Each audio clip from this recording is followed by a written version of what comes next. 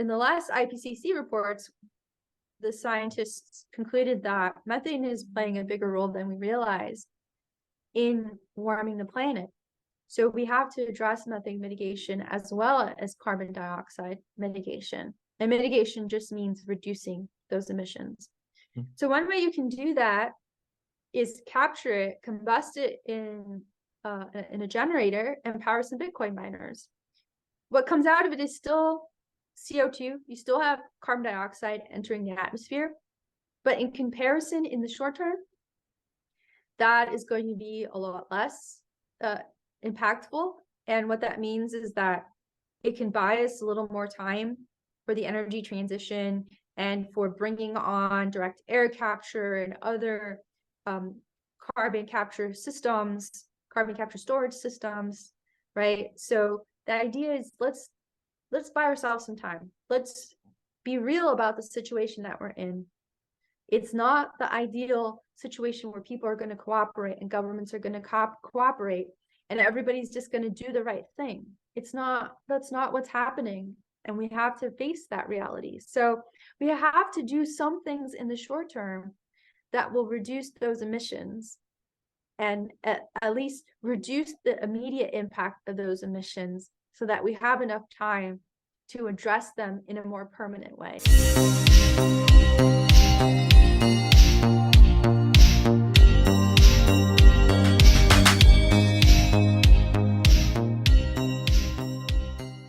Hello guys, welcome once again to Bitcorner, the podcast for Bitcoiners from a Salvadorian to the world. Today we have the great pleasure to talk with Margot Paez. Okay, Margot Paez. Okay, and so we're going to talk a little bit about herself, her background, a little bit about Bitcoin, and also climate change, and because she's an expert of that, and on the impact of and the impact of Bitcoins on Bitcoin and the climate change. So first of all, thank you for being here. Thank you for your time. Welcome. And to start, maybe we can, for those that don't know you, and can you talk a little bit about your background? Where are you from? And we'll continue on that. Yeah, I'm Margot Paez. I'm a fellow at the Bitcoin Policy Institute. I'm also a PhD candidate at Georgia Tech. And I'm from the United States. I'm from California originally. I was born there, raised there. And I'm here now. I'm involved in this whole Bitcoin space, working on the energy side, the environmental impact side of Bitcoin mining, trying to elevate the discourse and the research around the mining industry and how it works and what its potentials are, and maybe, it's the pros and cons of it. So yep, that's what I do. Perfect. And maybe we can discuss a little bit about your career, how maybe a little bit about what are your passions, and then why do you choose to study engineering? Well, originally I studied physics, and the reason why I went into physics was because I thought that physics could give me all of the answers to the questions that I had about how things work. Totally agree. And how the universe works. So that's how I ended up being a scientist. And then I ended up in the civil engineering department because I was doing research in the physics department, but it wasn't satisfying. It was missing something. And I was starting to get really concerned about government inaction around climate change, and was getting really involved with demonstrations with Fridays for Future, Extinction Rebellion, even co-founded my own group to do protests at the state capitol in Georgia. And so I changed my whole career trajectory research-wise and started working in a group doing research on statistical-based climate modeling and climate impacts on water resources. So that's how I ended up being in the engineering department, but I also had a background in robotics and computer engineering. So, you know, I know a lot. Well, I don't want to say that I know a lot about hardware, but I built a lot of hardware in my past experiences and research. So I've always been a bit of a scientist engineer. And yeah, it's just a passion of mine since I was a child. Oh, that's awesome. I feel very related because, well, the guys, I think already know that I'm also an engineer. So basically my Oh, cool. passion was kind of the same thing because, well, I always felt a passion for mathematics because I think it's like another language. People don't see it like that, but actually I think it's like another language, right? So I wasn't the best of it, but I was passionate about it, and that's why I studied engineering. And then basically in 2017, that's how I started to because of my sister, I discovered Bitcoin, and that was my rabbit hole journey. So how was your story of your rabbit hole journey on Bitcoin? It was maybe, I think it was related with engineering or not. Or how was it?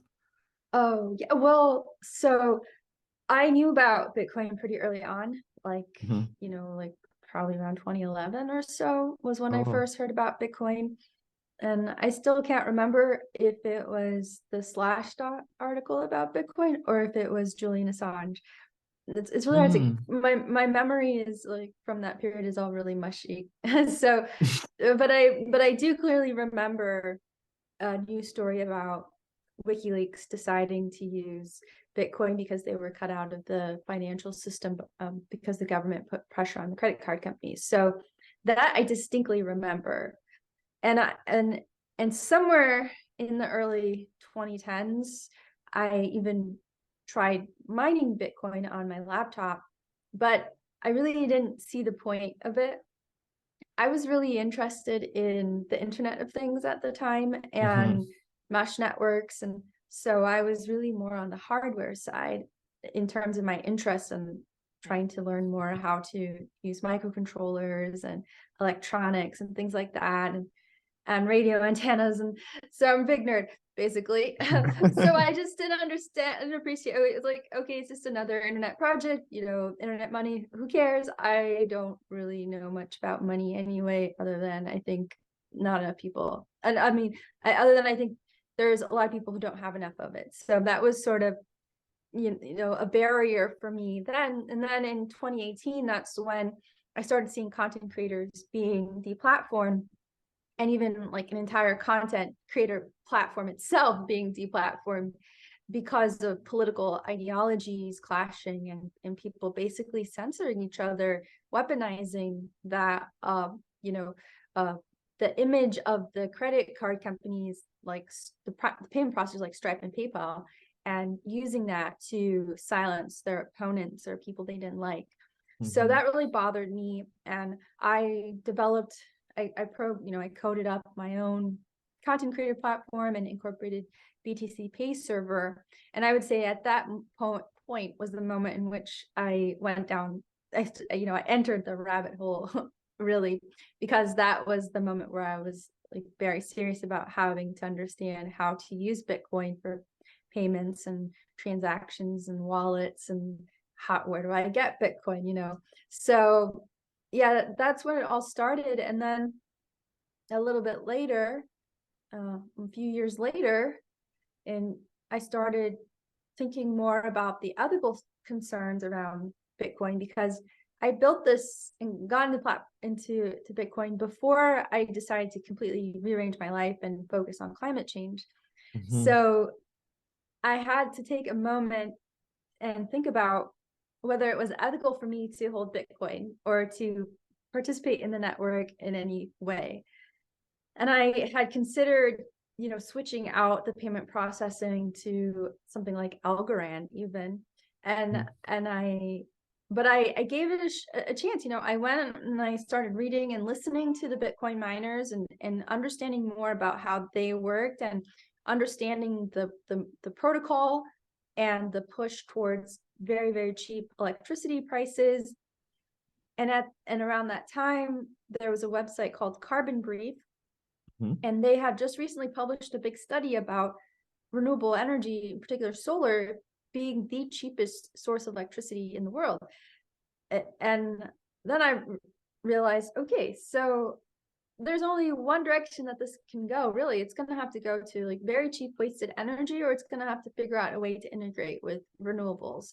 So that's when I realized this is okay. There really isn't an ethical problem here.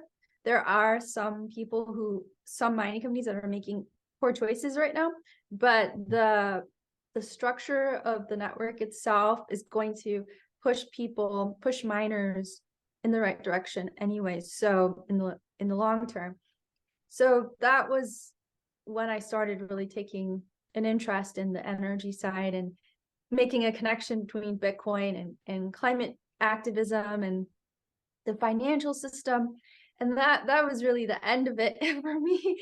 That started me on this incredible journey where I ended up becoming a fellow and going on the What Bitcoin Did podcast, and completely changed my life in very good ways, but also some traumatic ways too, but overall net positive. And do you think that that was your aha moment, or from the mining perspective, that it wasn't that impactful, or do you have like several aha moments when you said like, this is legit, this is completely different, and even from shitcoins or altcoins, whatever you want to call it, but do you have several aha moments? Yeah, the first one obviously was around 2018 when I realized that there was actually a use case for Bitcoin, which was that we needed a monetary system or payment rails that existed outside of the existing system, where there was no middleman or person who could arbitrarily kick you off of the network. To me, money is an essential right? And the ability to make money is a right in this economic system that we live in. If you can't make money, you're going to starve, right? Or you're going to be put into much more difficult situations.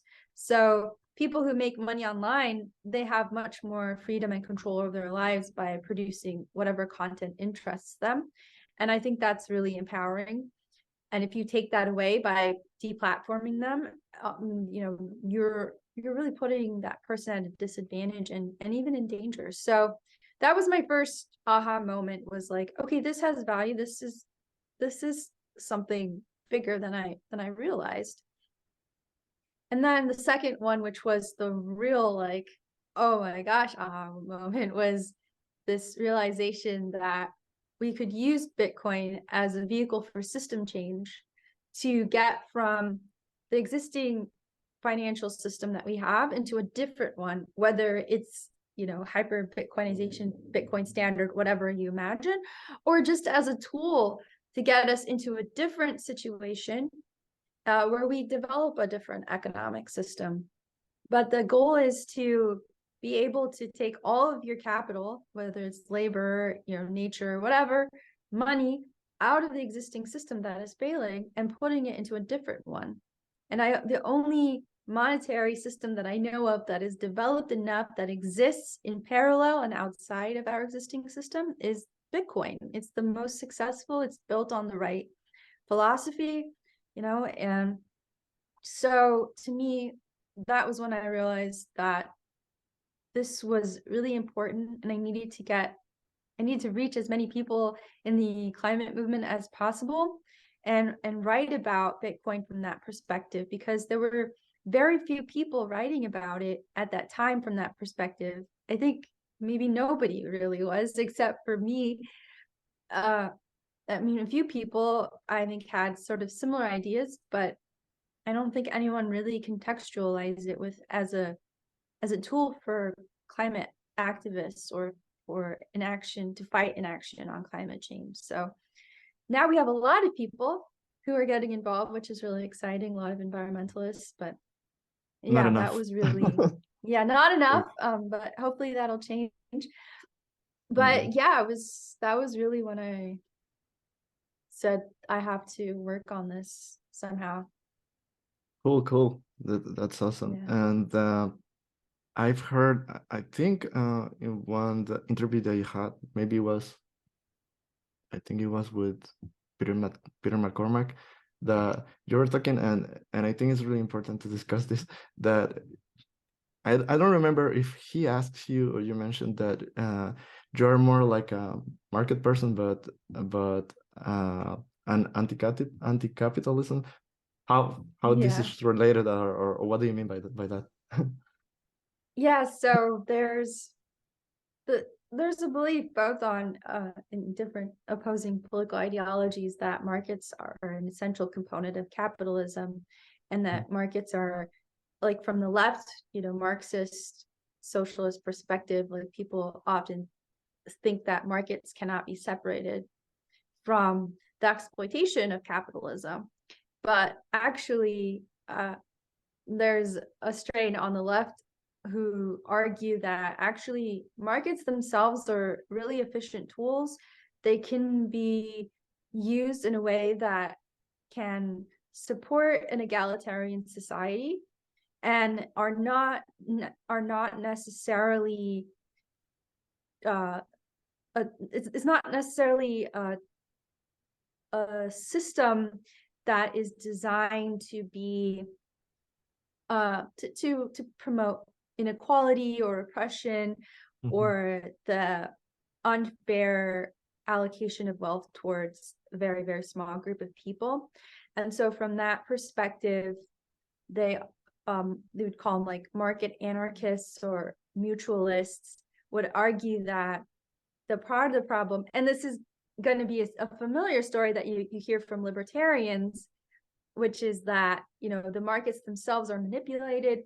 The state involvement in the markets is the problem because they're picking the winners and the losers, and they're manipulating the market structures. And it's true. I mean, you do see, like, states do set up markets and states do pick winners and losers through certain kinds of regulations, and they can have good intentions, but they often lead to bad results that then end up creating these monopolies or oligopolies, and then these rich corporations then use the state to enforce that in the markets themselves and distort them. But it doesn't have to be that way. So you can identify ironically as a libertarian socialist and also think that markets have a place in certain aspects of society. So that's really how I feel about it. And honestly, I wasn't always that convinced about markets either, but I think when I realized that there weren't too many options for us to do something about climate change without having to rely on the government, I had to really think about markets in a different way, because I realized that markets can be a bottom-up solution, right? They can be a form of direct action, which is, on the left, direct action is really important. It's like you go out, you show up, you protest, you do something that maybe makes it difficult for the system to operate the way it does.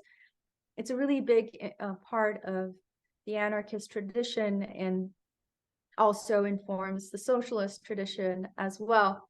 And I think markets are a form of direct action if you use them to your advantage. And with Bitcoin, you have the ability to change some of those market incentives. And so now you can do that without asking for permission to do that, without waiting for a government to do that. And I think that's really, really powerful and really important. Cool. Yeah.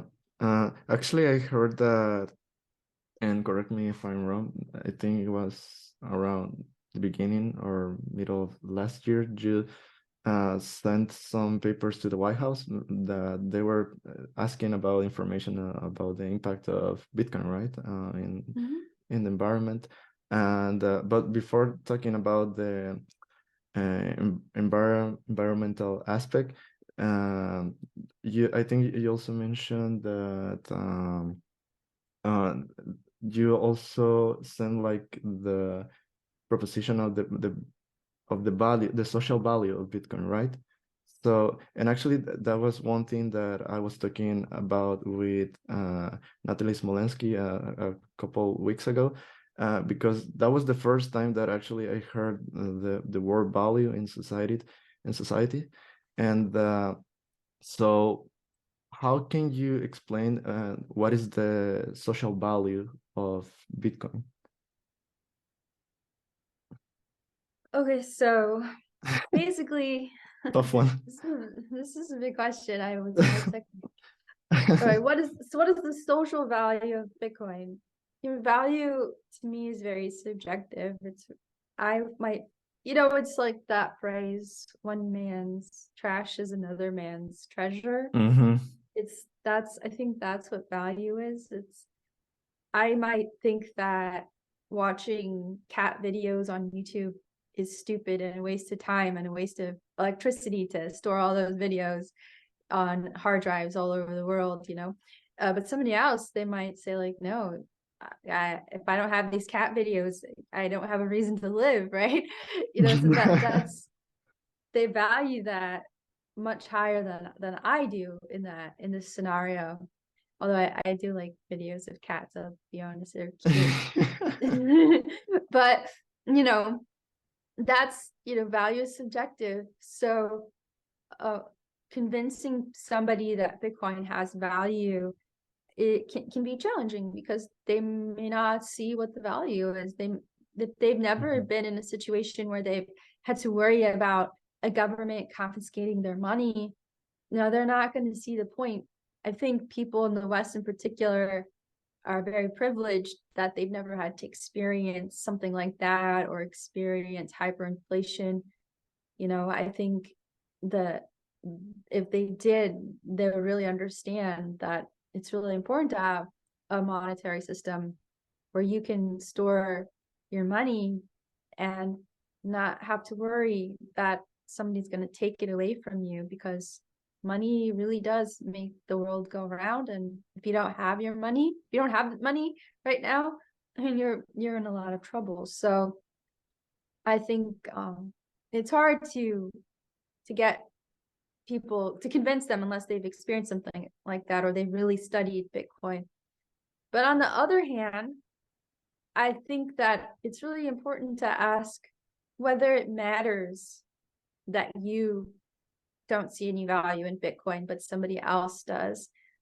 Because why should it be that just because you don't value an object, that another person who does shouldn't be able to use it because you don't value it, And I think that is one of the problems in all this discourse is like, it goes back to the cat scenario, the cat videos. Like, it's like me saying, okay, well, I hear what you're saying. You're saying that you can't live without these cat videos, but I don't care about them. I think it's a waste of energy.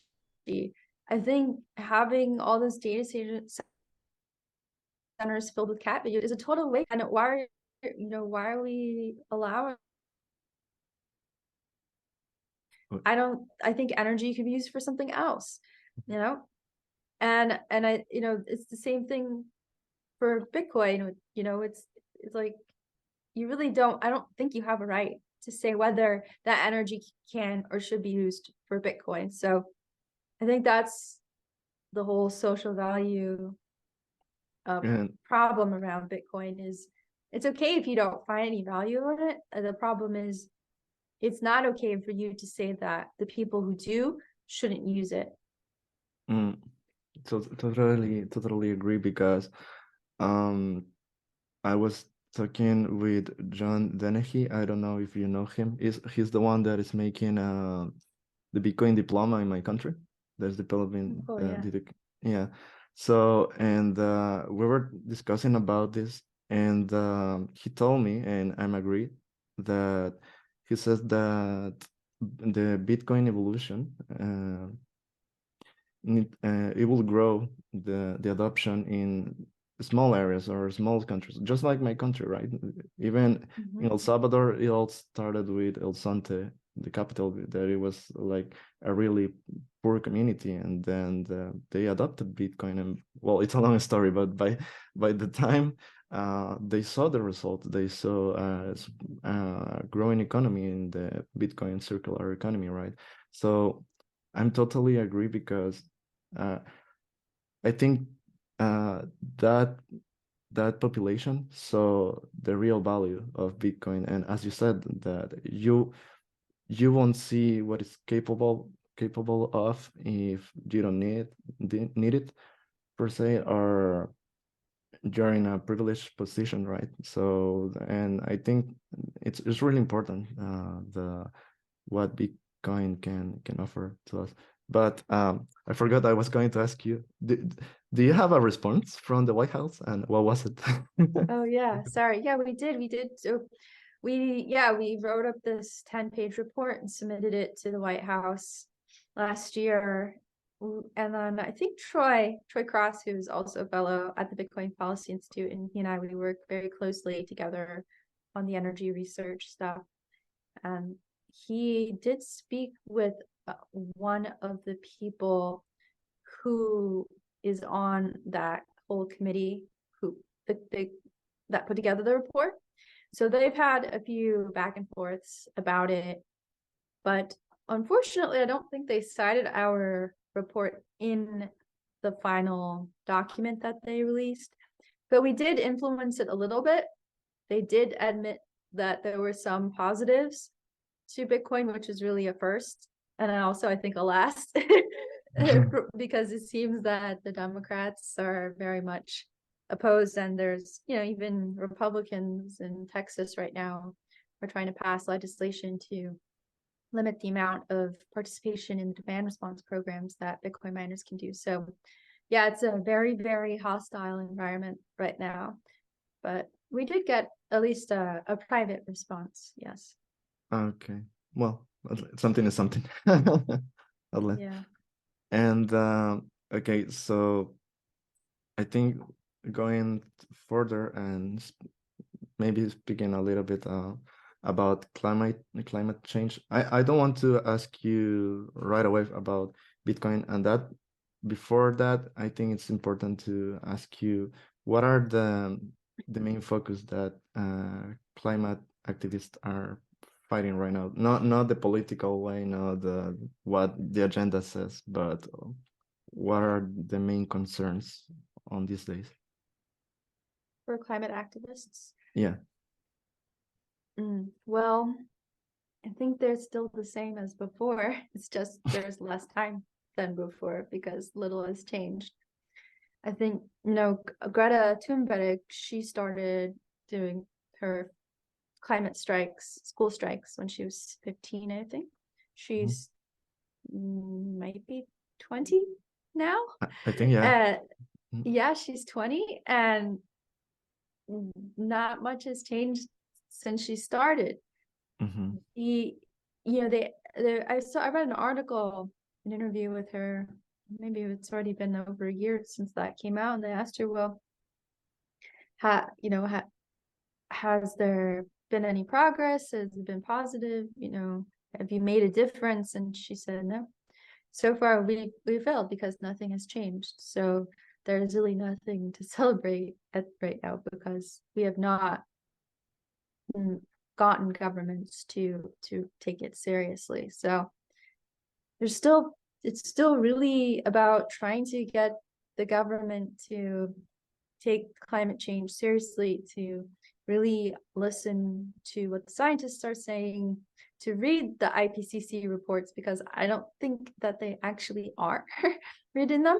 And in some cases, I'm not even sure if they're reading the IPCC reports that are summarized for the policymakers, which are shorter reports, and even, they're designed to make it easier for them to understand the main conclusions from all the research that goes into the IPCC studies, which are extremely comprehensive and they take 8 years to put those reports together. I think it's about 8 years. And they go through thousands of documents. They have to assess all of the models that are out there, and then, you know, put these, you know, these ranges of certainty or uncertainty on what's likely to happen. These are, you know, we have to take that seriously. There is a really big risk. So yeah, the politicians still are not listening. That's the bottom line. So climate activists have to find a way to get them to listen. Climate activists also are saying, you know, we want system change, not climate change. So need to come up with a way to create that system change, which is, and within that area is where I think Bitcoin is useful. The other thing climate activists I'm starting to see is more climate activists going after the banking system, which I think is really important, and a key component that I myself realized a little bit earlier than them, than some of them, some of the leaders, I would say, you know, the more prominent ones like Bill McKibben.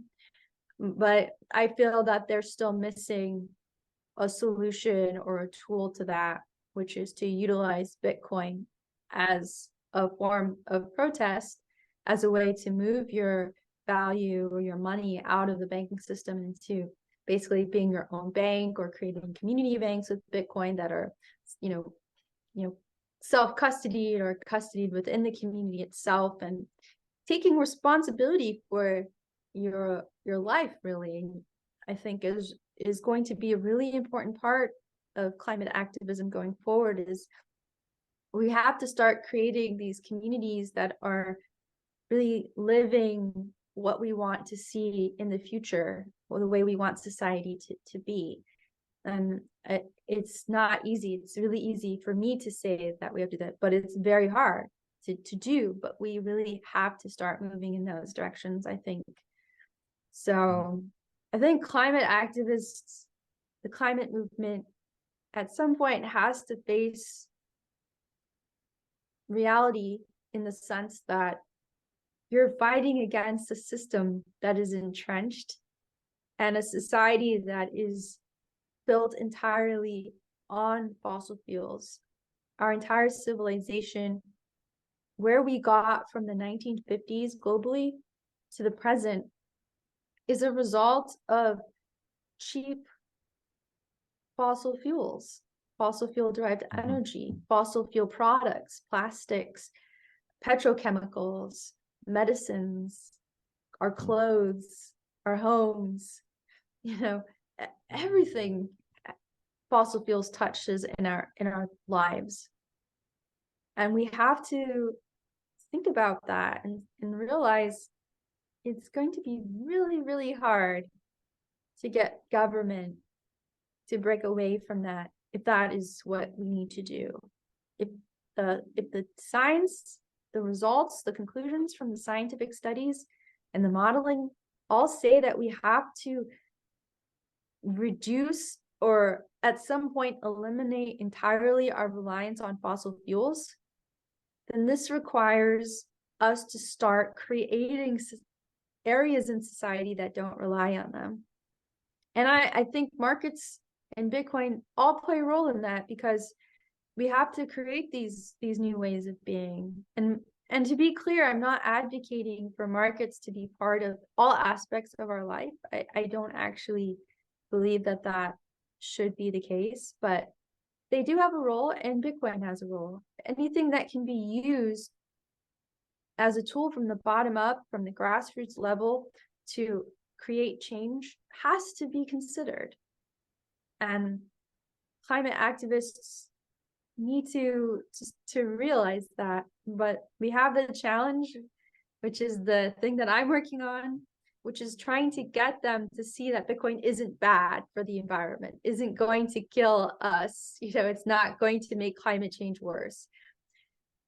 We can get them, my fellow climate activists, over that hump. I think things will be very exciting and hopeful. Yeah.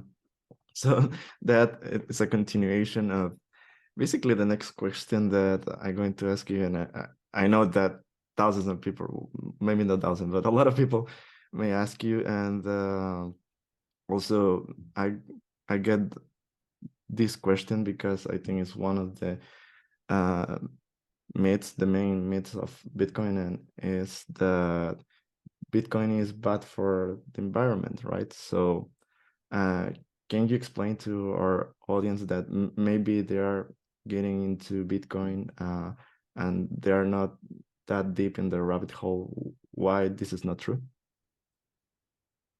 There's just a lot of the media has done a very good job of presenting Bitcoin as a demon, basically as this evil, really evil thing that's going to destroy the planet. Part of it is because there's been some really bad research done. And unfortunately, once something like that is published, it's really hard to erase the impact that it had initially. People will remember it. And even if later on it turns out it wasn't true. And I think I have a friend who is he has a PhD in science education. Mm-hmm. And he told me once that if somebody learns how to do something the wrong way, you can't really erase that. They have to basically learn the right way, but it doesn't just, it's not like a one-to-one replacement. It's like it takes longer to undo what you learned, basically. And I think that's the same thing with, I mean, it applies in the same way to, if you learn first that Bitcoin is bad, it's going to take a lot more effort to undo what you learned and to prove that it's actually something that could be beneficial. So that's part of the problem. We're really behind on all of that, all of the misinformation and the bad research that was done originally. There's been papers that have claimed that Bitcoin is going to, all on its own, warm the planet within a decade to 2 degrees Celsius, totally based on really bad methodology, even countered in the journals themselves, where other researchers have said, this is crazy, this is not possible, this paper is totally wrong. But even papers like that still get cited in news articles or other research that environmentalist groups do. And how do you get past that? You know, it's really hard. But I guess what you're asking is, what's the truth about about Bitcoin mining and its climate impact? You know, I think the truth is that it's complicated, right? It's nuanced, just like everything else in society. Everything has a carbon footprint. Anything that you add to the electrical grid could potentially bring on more fossil fuels in the short term. The question is, in the long term, is that particular type of load or demand that you bring onto the grid, is it going to make it easier for you to bring on renewables later on or support a renewable energy-based electrical grid?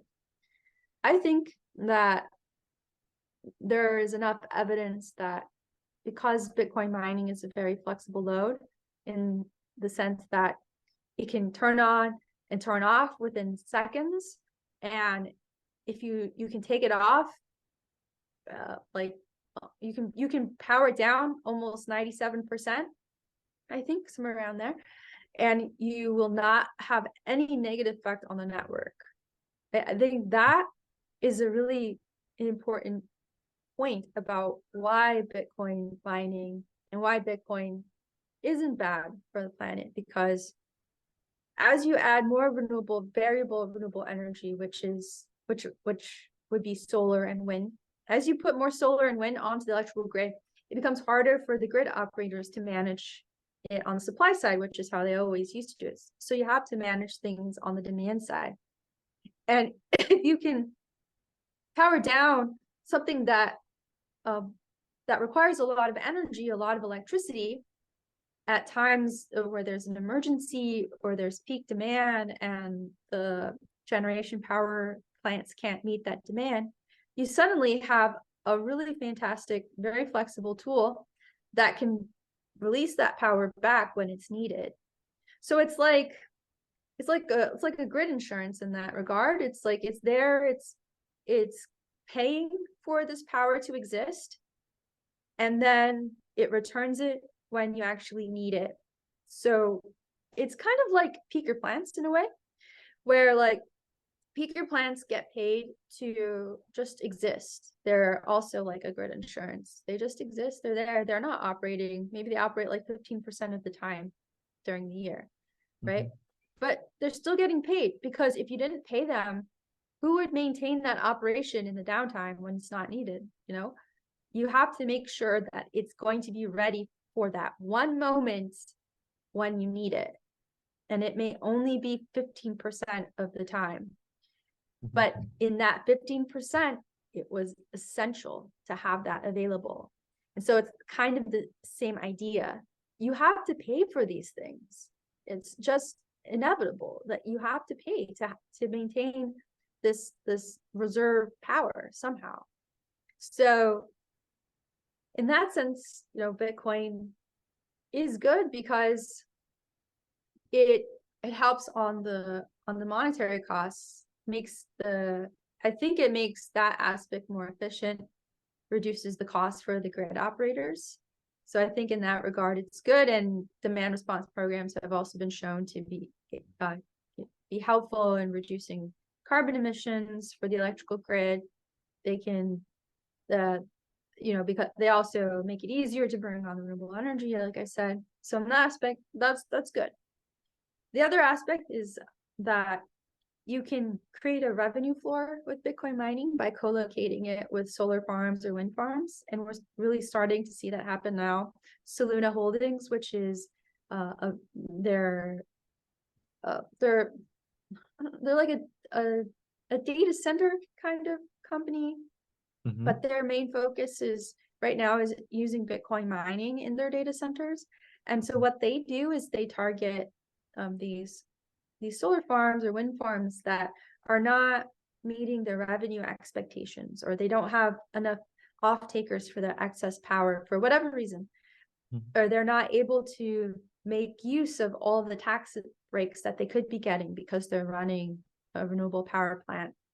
By integrating Bitcoin mining, co-located, which means like off the grid, getting a certain percentage of that power from that renewable generator, that renewable power plant is able to meet its revenue needs and its payback on its return on investment. All that is really important. These are market systems. This is, a market society. It's a for-profit thing, and you have to find a way to make it so that the renewable energy plants don't, go bankrupt, basically. And Juan, maybe it's not clear, but solar farms and wind farms will all, in the same region, they will all produce power at the same time. So not wind and solar, like wind and solar tend to produce power at different times. But like if there's 5 solar farms all in the same region, they will all produce the same amount of solar at the same exact time.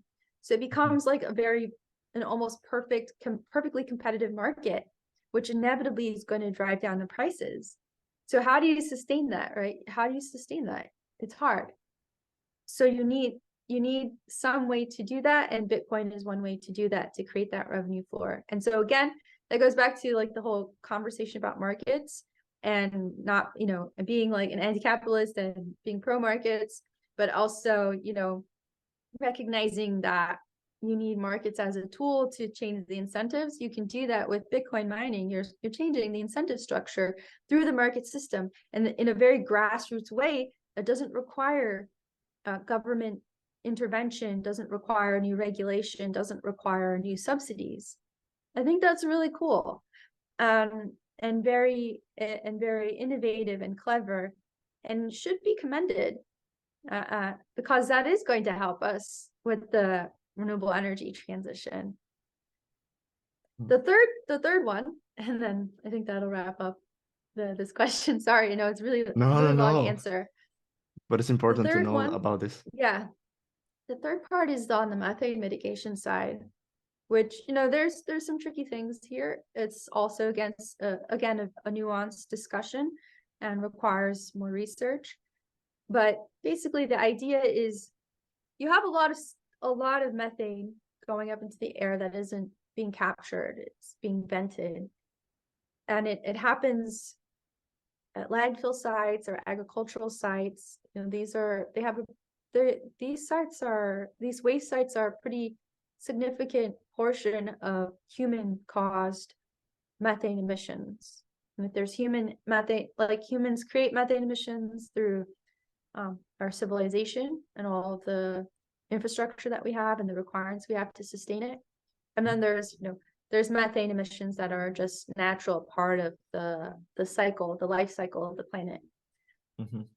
But we have these emissions from landfills, livestock farms, and they're not being captured. And so that methane goes into the atmosphere. And over a 20-year period, methane is like 87 or 84 times more potent in its warming effect than carbon dioxide. And in the last IPCC reports, the scientists concluded that methane is playing a bigger role than we realize in warming the planet. So we have to address methane mitigation as well as carbon dioxide mitigation. And mitigation just means reducing those emissions. Mm-hmm. So one way you can do that is capture it, combust it in a generator, and power some Bitcoin miners. What comes out of it is still CO2. You still have carbon dioxide entering the atmosphere, but in comparison, in the short term, that is going to be a lot less impactful.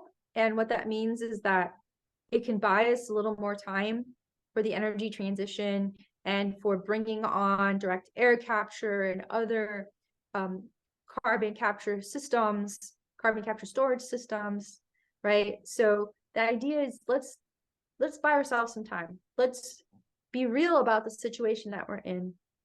It's not the ideal situation where people are going to cooperate and governments are going to cooperate and everybody's just going to do the right thing. That's not what's happening. And we have to face that reality. So we have to do some things in the short term that will reduce those emissions and at least reduce the immediate impact of those emissions so that we have enough time to address them in a more permanent way. So in that sense, if you set up some Bitcoin miners on a landfill site, you are incentivizing the ability to build out that electric infrastructure that otherwise would not have been incentivized.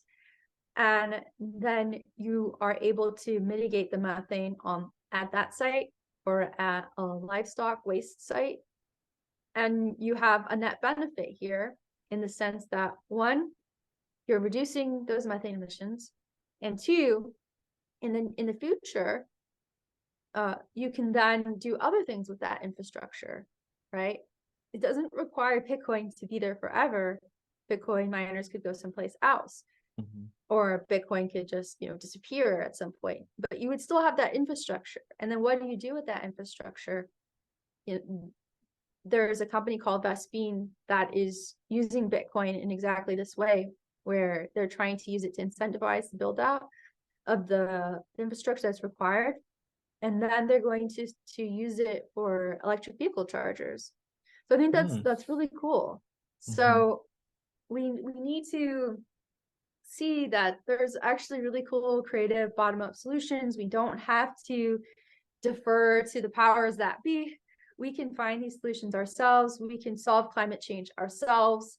And we don't have to sit on the sidelines and pray that the government does the right thing. We don't have to. And I think because of that, because these are all good things that Bitcoin can do, and in a lot of ways is already starting to do, it can give you hope that you have some power to change society and to change the direction that we're going in. So that's why I think Bitcoin is actually not what people, what is written about it in the news. I think it's a much more different story, a much more hopeful one too. Well, that I think it's one of the best answers ever I heard about that. And yeah, while you were explaining this, I was thinking that maybe people or of the audience will be thinking, okay, yeah, this is true, but also with companies or that have the money to develop these technologies, and or even the case in El Salvador that we're going to implement the volcano bonds that we're going to use the remain energy of the volcanoes to mine bitcoins. But that's a project from the government. But I don't know if you can give us like an example of, I don't know, maybe whatever in the world, but like on a small community that are, if there is the case that are mining bitcoins are using renewable energies, or maybe not renewable, but remain energy of any kind, and use that to mine bitcoins, and maybe they are not that impactful, but even it is not impactful, because I think it's like less than 1%, right, in mining in Bitcoin or so. Correct me if I'm wrong, but that was the question. So are communities, are there smaller communities mining Bitcoins? I don't know if maybe if like there are small communities mining Bitcoin, and but they don't have like there are not companies doing this, just like miners in a community doing this. I know in Costa Rica, they've been looking into this. Oh. They have a waste treatment plant that they would like to convert, I think, or add some Bitcoin miners to. For a while, they were trying to mine with vegetable oil, used vegetable oil that they were collecting from local restaurants. I don't know how profitable that was. I think there were some challenges, but they did successfully run a pilot of it. And I know somebody who actually went there in person and saw it. So I definitely can say it did at least happen at some point. I don't know if they're still operating those miners. I think they were using S9. So I think some people might have donated some equipment to them to be able to do it. Okay. So, you know, that I do know. In Kenya, it's not really like a city or a community that's doing it, but there is a company called Gridless. And what they're trying to do is they're working with grid operators, these like mini grids, and saying, okay, you've got these mini hydro plants that you're setting up, but the community that surrounds it still needs time to connect to it. They need time to actually buy the electronics, you know, like a refrigerator or whatever, lights, maybe something for a local hospital. And so in the meantime, while the local community is trying to get caught up with the fact that there is now electricity available to them, they can use Bitcoin miners to incentivize the existence of that base load. So they get paid by running these miners, right? They get the block reward, and that is their revenue stream. And that Gridless says that will also reduce tariffs so that it will be easier for people to afford this electricity as well. So that's one other sort of like community oriented project that I know of, but it's a company that's doing it. There's also, there's a guy named Obi, and I forget his last name, but he invested in Gridless and also founded Pediment. And so he's trying to develop these really interesting like Bitcoin village projects that would incorporate the mining side with the with actually, with the circular economy aspect and an educational aspect to try to create these kind of like pioneer Bitcoin towns on the continent in Africa. So I'm really hopeful that takes off and we start seeing more of that, which would be really cool. But I don't know too many places that are on the community scale mining Bitcoin right now. Mostly like individual people kind of randomly show up at places and set up miners, Yeah. Okay. Yeah. I'm really conscious. Sorry. Oh, sorry. I wanted to think, there's lots of people, home miners, like people who just set up a miner at their home, they do that. Like they'll get an S9 and they'll set it up, and then they are capturing the waste heat, and then they're using that, plugging that into their boilers to heat their water, or to heat their, plugging into the vents to heat their home when it's cold, or to heat their jacuzzi, really, really cool, very creative stuff that home miners are doing. But that's more like individuals, I would say. Yeah, but that was sort of my question. So it was. Yeah, sorry. Yeah, I'm glad I Okay. remembered that part. Yeah. Yeah. So no, what I was telling you is that I'm really conscious of our time. So I think 15 minutes. Are we good? Can we do it? 15 minutes. So yeah, I was going to, well, I want to ask you something really funny, but before that, I was talking to you before the podcast started that, and this is not related to Bitcoin, guys, but I'm a fan of this, so I have to ask just just because that you're a fan of Rogue One, of Star Wars. How can you maybe give us a little short story? What is your passion and about Rogue One or Star Wars or both? Yeah, I've been a Star Wars fan for quite a long time. I think since the 7th grade, I think. I went, so I knew, I've always been a little bit of a contrarian. So when other people found things popular, I never wanted to do it. So there was a period where a lot of kids like Star Wars. I was like, I'm never gonna watch that. That's dumb. And then one day I decided to watch the old, the original trilogy, and I, checked out the videos and sat by myself in front of the screen and was like, whoa, this is amazing. This is so good. I was so into it. But you're really fan of Jean Urso, right? So do you feel related with her or?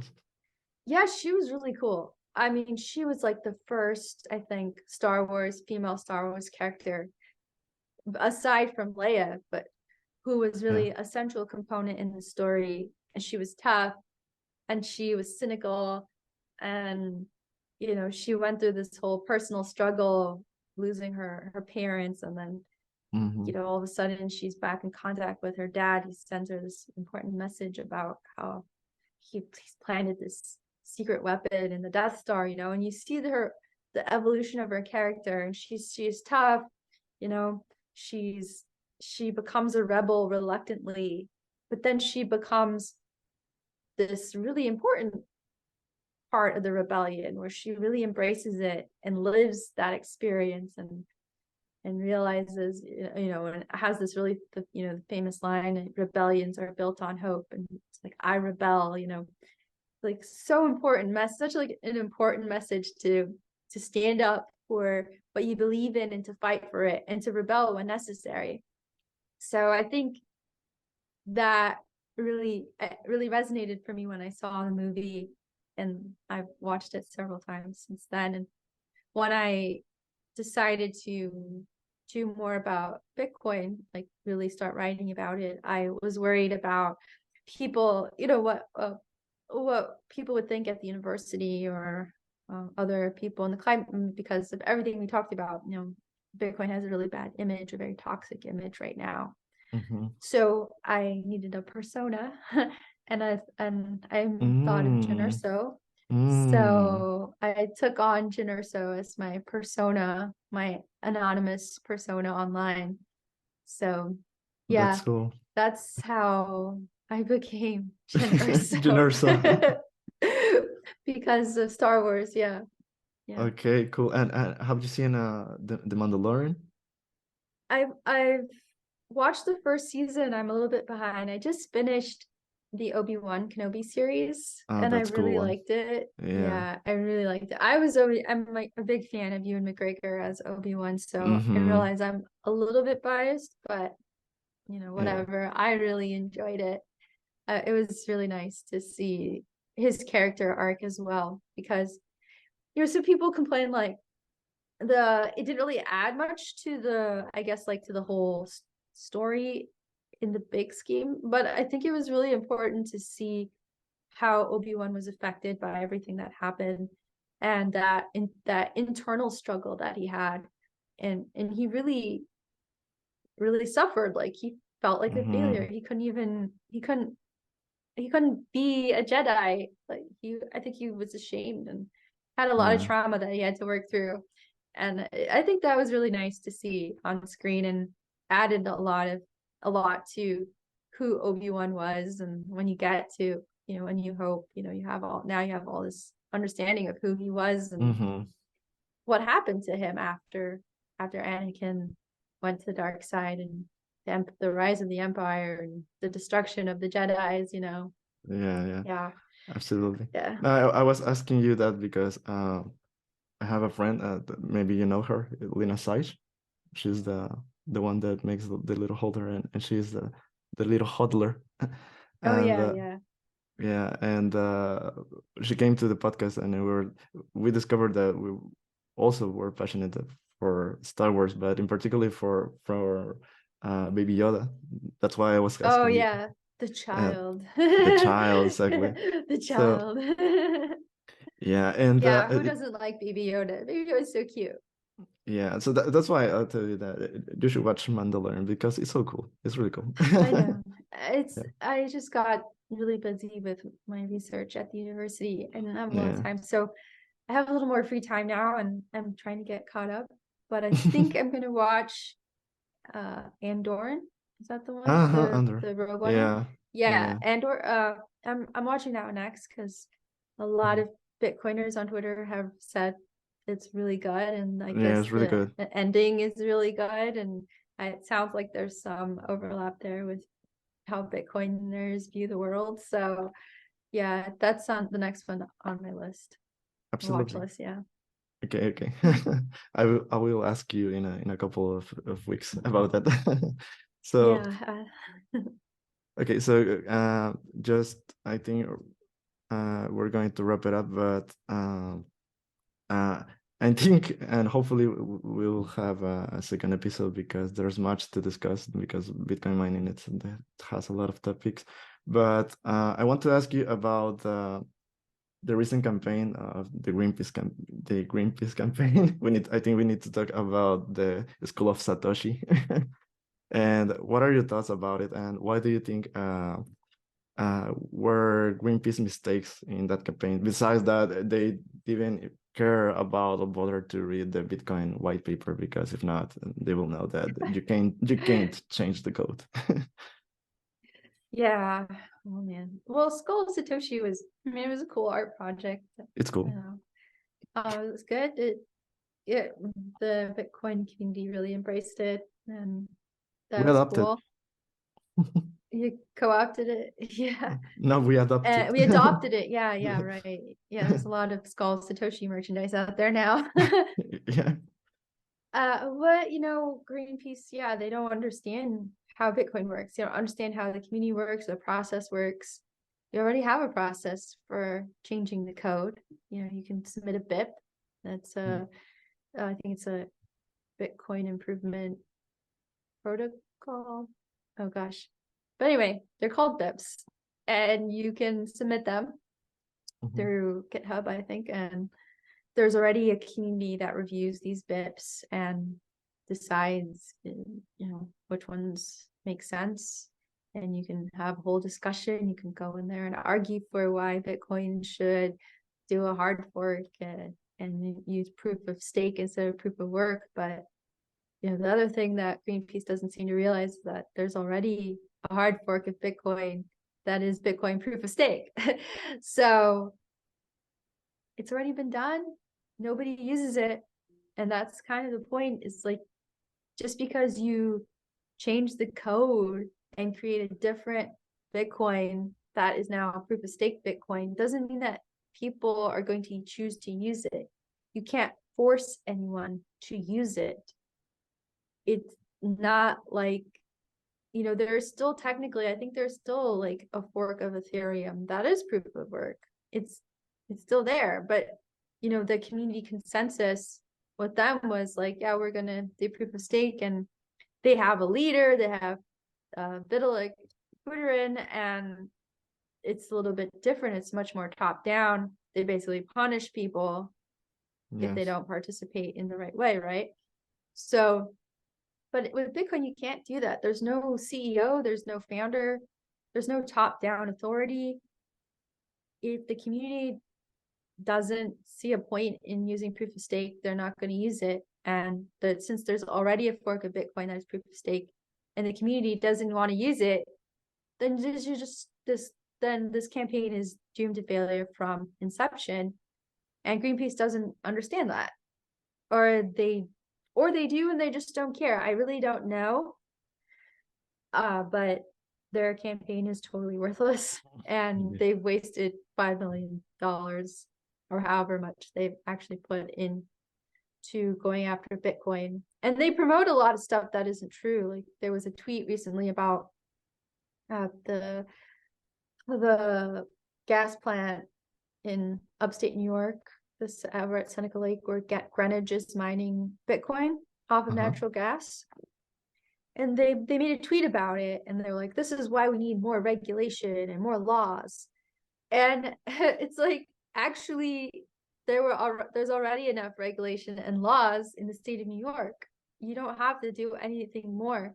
You didn't even need to pass that moratorium. You could have denied the air permits to Greenwich without it. And they did. And so, now Greenwich is appealing, and that lets them operate for now. But there was already a court ruling on a couple of natural gas plants, and that were denied permits. And the court, it was like the Supreme Court in New York, the state Supreme Court, denied, sided with the state, with the Department of Environment Conservation, and said they have the authority to deny these permits. So I think it's an uphill battle for Greenwich that I don't think they're going to win.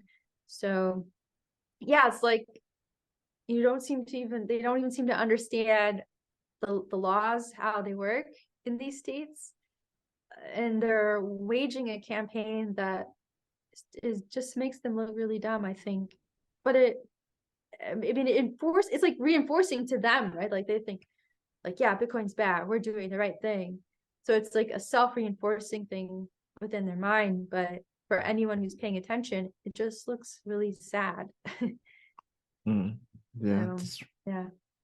That's true. Greenpeace, you look sad. You're sad. Yeah, It'd be actually, much better if they just talked with us, and just learn how the community works, right? It's really like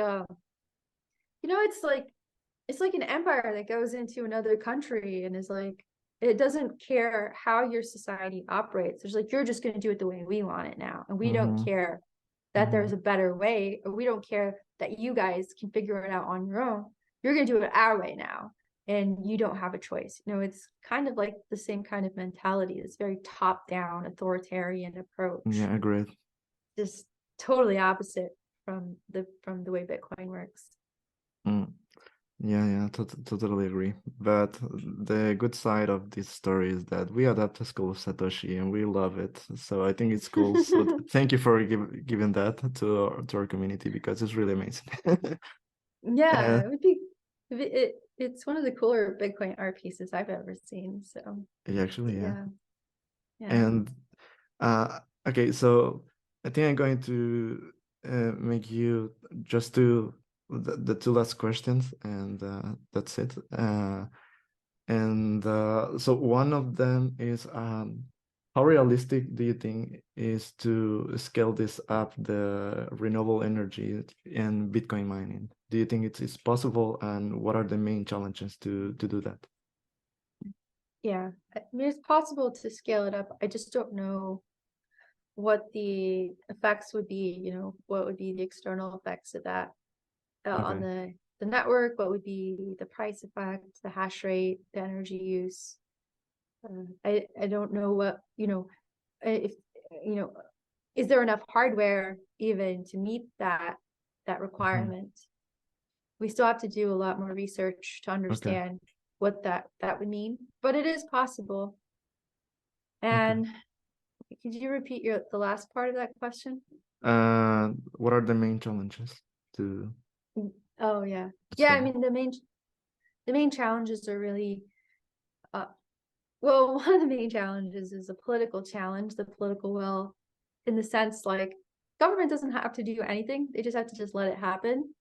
But right now, politicians want to do things to make it harder to mine Bitcoin, especially in the United States. So that's one of the big challenges, is getting politicians to realize that they should just leave the industry alone and let it do its thing, let it run its course. The other challenge is what I said, is like, we have to figure out, how much does the scale? What are the requirements for the network to be able to allow that to scale? Because it would mean that the Bitcoin price would have to go up, for one thing, because you would need to have room for the hash rate to grow. And then the other thing is like, okay, would only renewables be coming online? Would they be competing with another type of mining? And what would that do for the profitability? So all that has to be considered and modeled, I think. And I'm trying to work on that kind of modeling so that we can have those answers. They're really important to have. Okay. And the last question is, what are your goals for this year for you? What are your personal goals? And where can people stay up to date with your work? And I know you have family from Mexico, so if you can say the last part in Spanish, just for fun.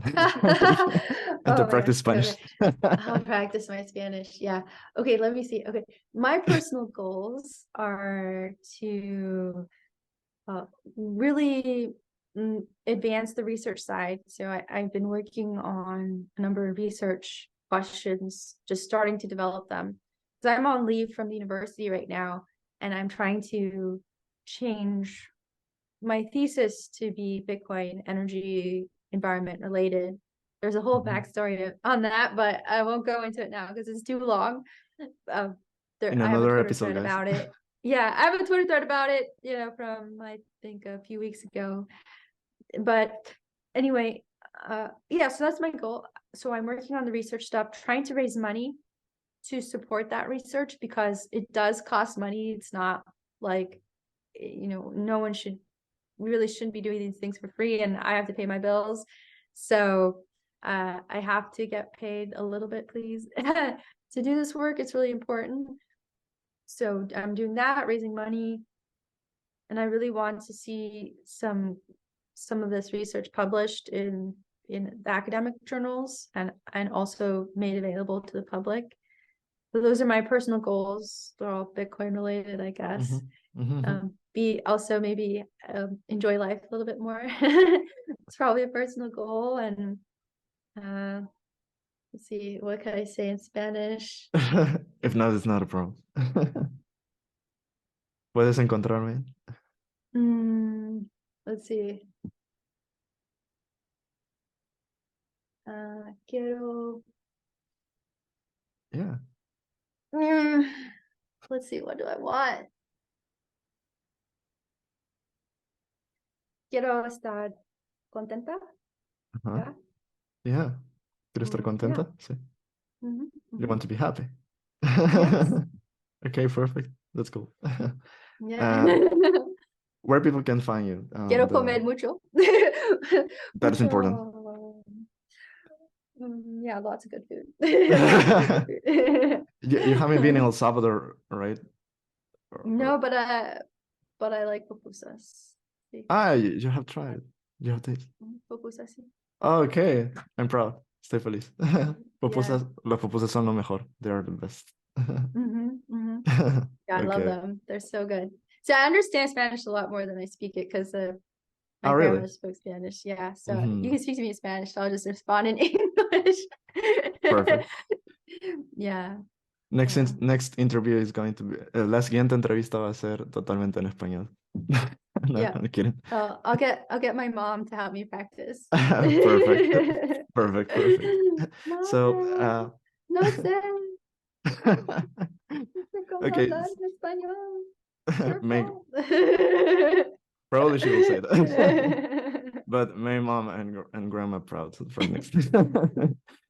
And okay, so where people can stay up to date with your work, social medias maybe, or do you have a website or something? Twitter. Twitter versus okay. Yeah, Okay. Jen Urso. That's the best way to find me. I'm also on Nostr, which is Okay, perfect. Yeah, I'm on Nostr as well. I guess I can give you my public key. You can put it in Yeah, the podcast notes. absolutely. I'm on there as well. Those are the two best ways to find me. Send me a Okay. DM, Jen Okay. Urso with a U, and yeah. Okay, perfect. I will share Where I'm that in the description box below, guys. So thank you very much, Margot, for being here. Thank you for your time, and hopefully to see you in another episode. Absolutely. Thanks a lot, Juan. Thanks. Adios. Guys, Sorry. guys, see you next week. Ciao.